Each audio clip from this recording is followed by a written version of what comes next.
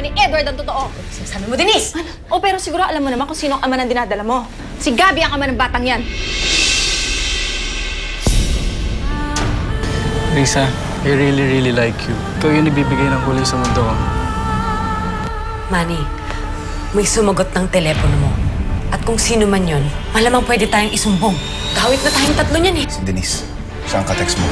Kapag sumuko ako, ibig sabihin tinatanggap ko lahat ng paninira sinabi niya sa akin. Kapag sumuko ako, ibig sabihin pinabayaan ko na lang masira yung buhay ni Edward. Hindi ko pwede gawin yun. Alam ko kung ano yung totoong nangyari, Ligaya. At panghahawakan ko yun. Pangako ka sa akin na hindi mo na siya kakausapin. Baka mamaya kung ano pang sabihin nun sa'yo. Ba't naman sasabihin niya sa akin? Huwag mo nang isipin si Denise. Paubayan mo na sa akin ang sitwasyon na yun. Ha? May bala kang baliktaran ako, ha? Gabi, hindi. Ubus mo pasensya ko, Kati. Ako lang ang ako dito. Bigyan mo ako na isang pagkakataon. Ako kakausap kay Denise. Lulusutan ko to. Siyempre, Malabo ang linya mo. Basta alam mo na ang plano ha. Siguraduhin mo hindi ka papalpak. Mamaya mahuli pa ako ni Edward.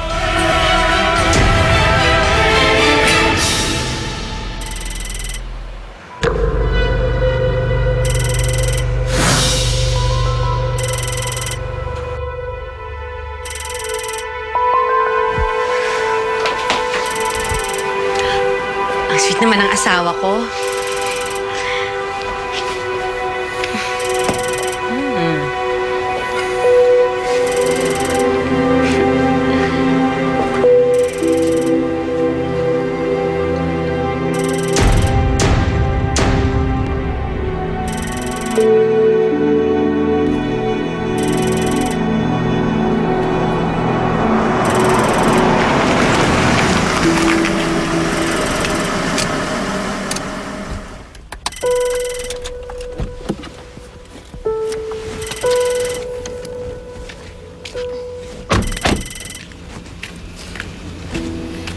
Sabi ko naman sa'yo eh.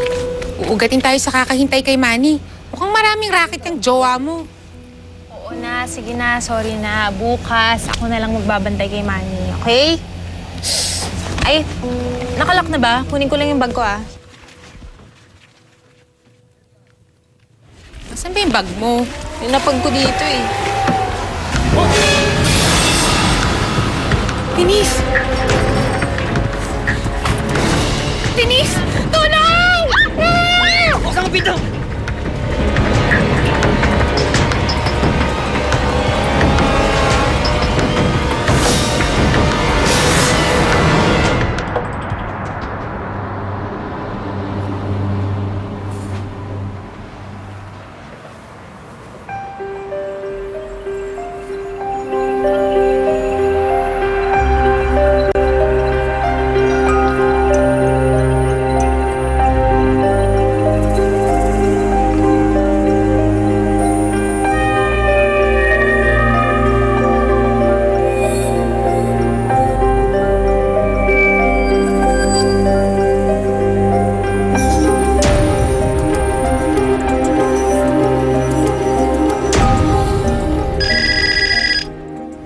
Hello? Ligaya? Hello, Manny. Si Denise. Bakit? Ano nangyari? Si Denise. Nakidnap. Ano?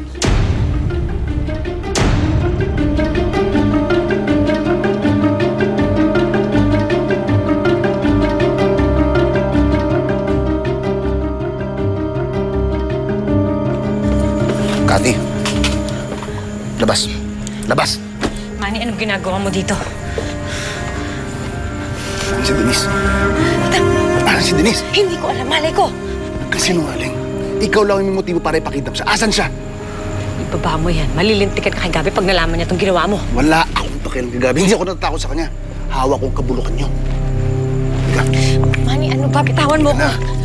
Manny, bitawan mo ako. Nagsasakit. Manny! Ano ba? Edward!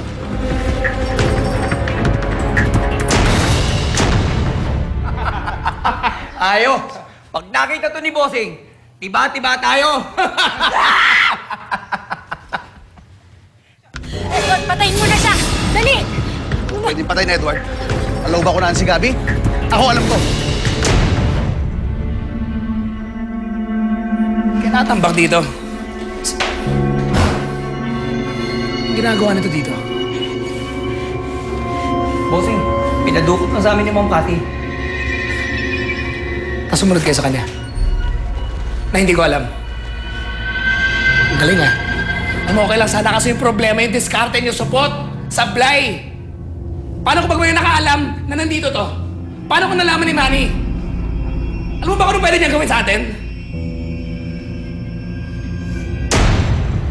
Huwag ka maniwala sa kanya. Walang nakakaalam kung nasan si Gabby, Edward!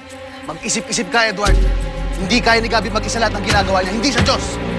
Kaya tumutulong sa kanya. Kilala ko! Edward! Sino? Sabihin mo kung ano nalalaman mo. Sino?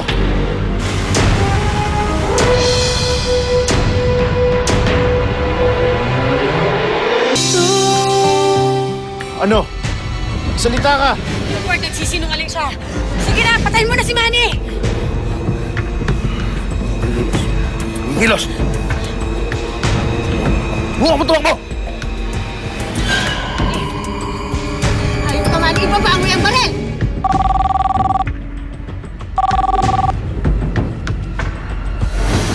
Hayop ka, Manny. Ibaba mo yung baril. Bitawan mo ako! Ano yung ginagawa mo kay Cathy, ha? Manny, pag may ginawa ka sa kanya, papatayin ko to. Edward! Hayop ka! Hayop ka! Pakawalan mo ako dito, ha? Pakawalan mo ako dito! Bakit ako tinali? Wala akong kinalaman dito! Pakawalan mo ako dito! Manny, dali mo sa Cathy dito. Gusto mo, ha? Dali mo siya sa akin. Ngayon.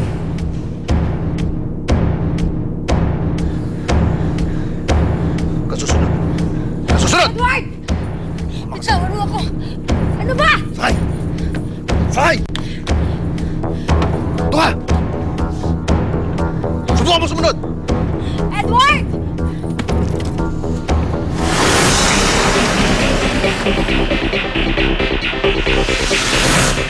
Nakasama na ugali mo. Alam mo kung ano ka? Ha? Demonyo ka! Demonyo ka! Alam ko, matagal ko nang alam yun. Manihimik ka na lang kasi pag ako napikon, pasasabuhin ko yung bunganga mo. Paano mo nagawa kay Edward to? Di ba magkaibigan kayo? Ha?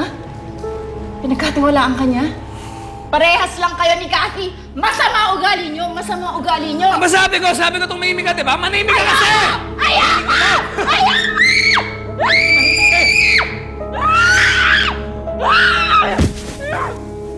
Easy! Babae to. Hayop ka, Manny. Ititigil ko to! Subukan mo lang! Baka walang hiya mo. Pati si Denise, dinamay mo pa. Pasalamat ka hawak ni Gabby si Denise ngayon. Kundi, pinatay kita! Sige, subukan mo. Humanda kapag naabutan ka ni Edward. Bilisan mo na lang. Dali!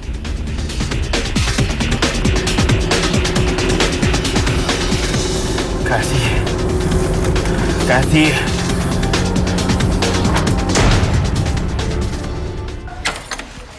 Bakit mo ako pinadukot kay Manny, ha? Relax ka nga. Hindi mo napapansin sumasablay ka na, Cathy, ha? Kada sablay mo, nauubos pasensya ko. O kaya bukas na bukas, aalsa tayo. Hindi pwedeng umalis. Baka lang magduda si Edward. Wala ka nang lusot. Denise. Sige! Ayun, baka nabutok mo yan! Ayos ka.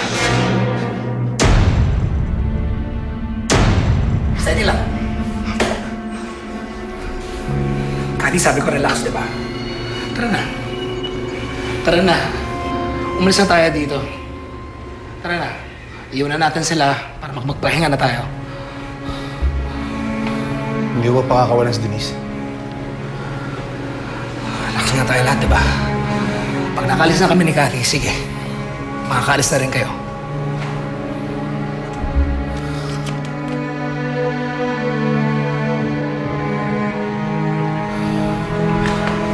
Tara. Palamig ka nga muna.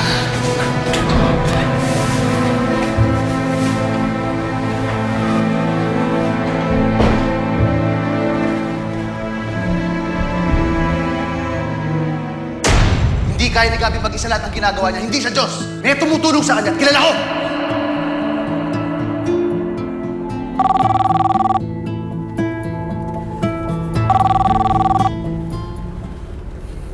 Sir, Umamin ng NBI agent na si Hector Villanueva na may connection si Manny kay Gabby.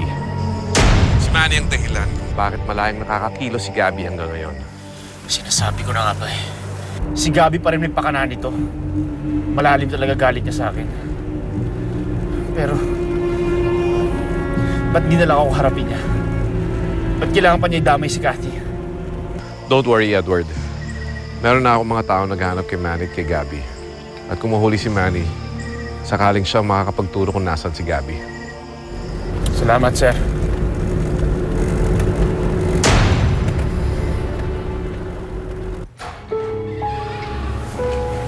Lumabas muna kayong dalawa. Anong ginagawa mo dito?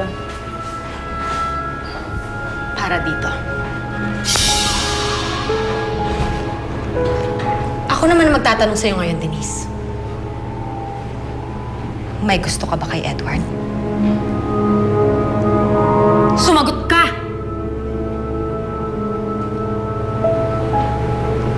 Siguro mali ang tanong ko. Let me rephrase it. Mahal mo ba si Edward? Sumagot ka. Mahal mo bang asawa ko? Mahal mo ba si Edward? Hindi! Sige! Mahal ko asawa mo!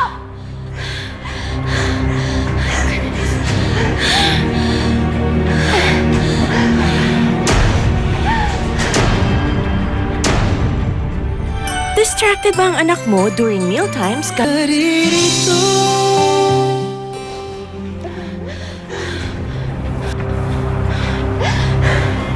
Itong tatandaan mo, Denise. Ako lang ang babaeng mamahalin ni Edward. Naiintindihan mo?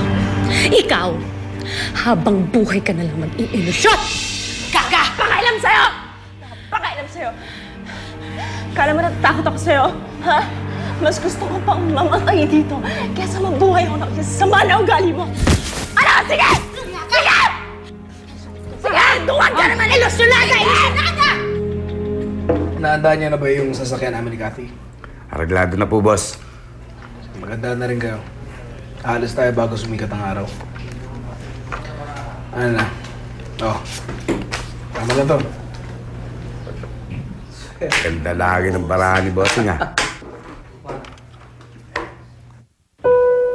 Ano ba yun? Sabi ni Edward susunduin daw niya ako.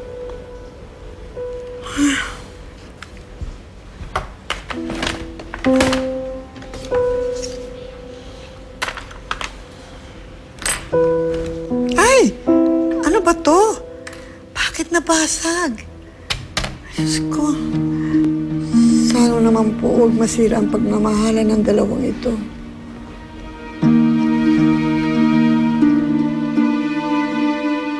Kalagan niyo! Kalagan yung babaeng yan. Saan man dadalhin to? Kayo nang bahala. Itapon niyo yan! Duwag! Itapon niyo, dali! Hayop ka! Hayop ka! Itapon niyo! Babalikan kita! Babalikan kita! Bitaw ako!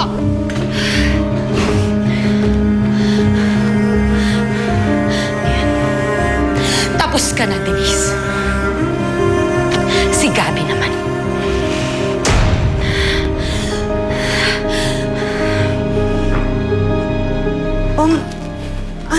Bakit ngayon ka lang dumating, ha? Ano ba nangyari? Ha, Edward? Dinukot ni Manny si Cathy. Ano?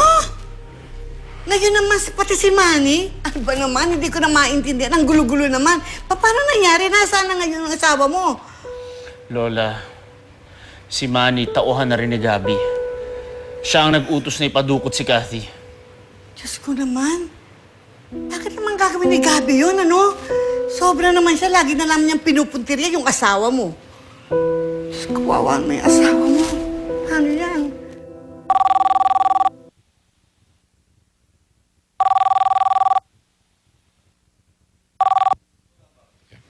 Sir, Edward, may nakakita kung nasan si Manny sa mga oras na ito. Sundan mo siya. Chances are makikita mo kahit isa man lang sa mga hinahanap mo. It's either makahanap mo si Kathy or it could be Gabby.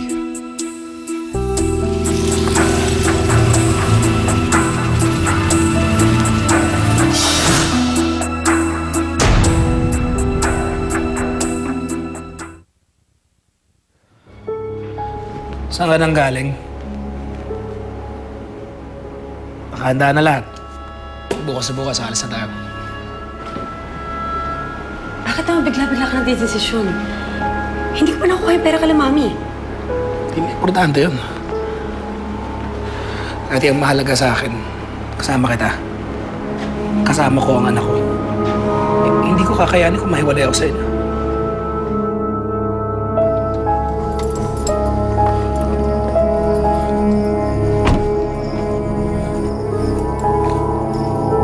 Si Gabby.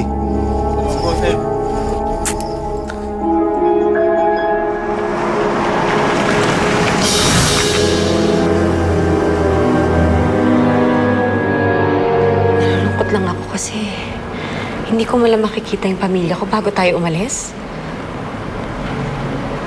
Yung pamilya mo ba talaga gusto mong makita? O hindi mo lang talaga mahiwalayan si Edward? Ano ka ba? Hindi ko iniisip si Edward. Huwag kang nagselos dyan. Sabihin mo sa akin ang totoo. Na hindi mo nga mahal si Edward. Na akin ka lang. At wala kang ibang mamahalin. Ikaw lang ang mahal ko. I'm all yours, Gabby. Hindi ko mahal si Edward.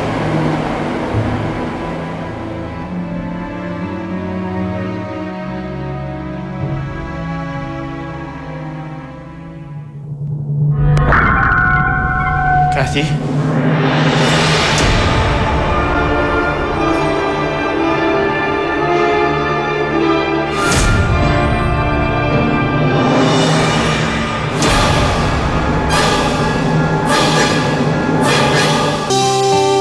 Kathy, ba't ginawa mo sa akin to? Edward, magpapaliwanag ako.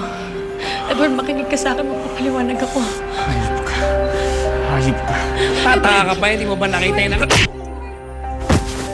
Hayop ka. Edward, please. Makinig ka sa akin. Magpapaliwanag ako. Tinrider mo ako, Kathy. Ba't mo ginawa sa akin to? Ha?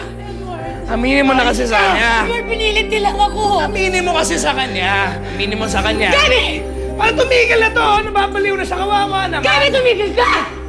O sige, sasabihin ko. Yung nakita mo yun talaga yun. Ano ba gagawin namin? Gabi! Hindi kita mahal. Talaga? Ang sinasabi mo na to dahil nakaharap mo to. Maayos sa lahat, di ba? Aalis na tayo bukas. Hindi! Nagsinungaling lang ako para tigilan mo na kami.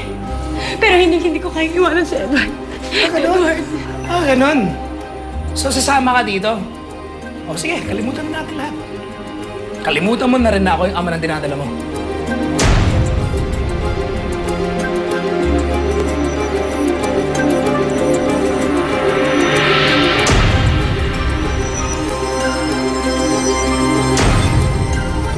Sige, sumama ka na! Sige na, pakawalan niyo na ako. Ano ba? Sumama ka sa amin! Dito. Wala ka na magagawa. Ano ba? Tigas ang ulo mo!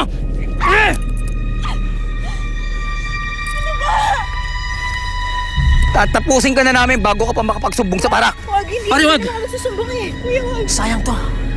Pagkinabangan muna natin. Ako, bilisan mo. Ano ba? Maganda to. Ano ba? Ano ba? Hoy! Balik ka rito!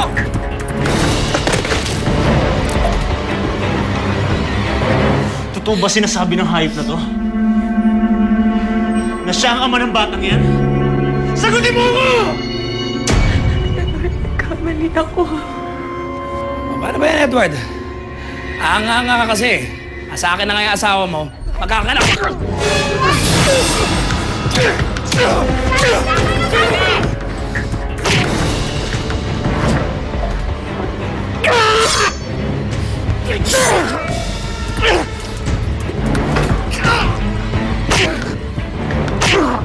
Tama na yan! Tawan mo!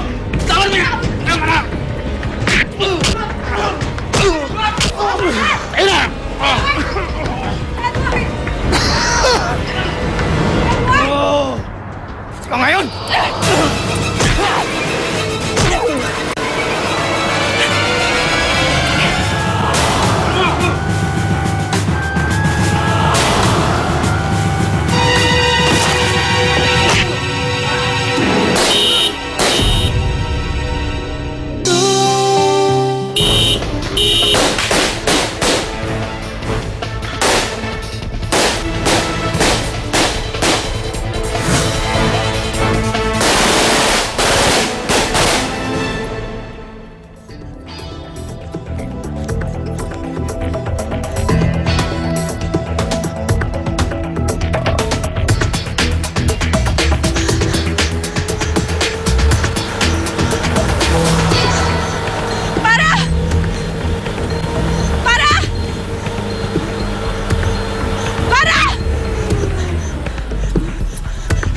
Kuya, basta kayo! O siya, sakay na. Andali! Go! Sige, go! Kuya, ako na kami ni Edward, Gabi. Pagkatapos ng nangyayari kanina, pagkatapos ng mga nalaman niya, sa tingin mo matatanggap ka ba niya? Akin ka lang. Ayoko sa'yo. Si Edward lang naman ang gusto ko. Alam mo kung hindi ka lang buntis, tingin mo mapapalampas ko yung mga panggagawa na ginawa mo sa akin kanina. Sige na, sumakay ka Papalaw na. kay Edward sa ayaw at sa gusto mo. Tara.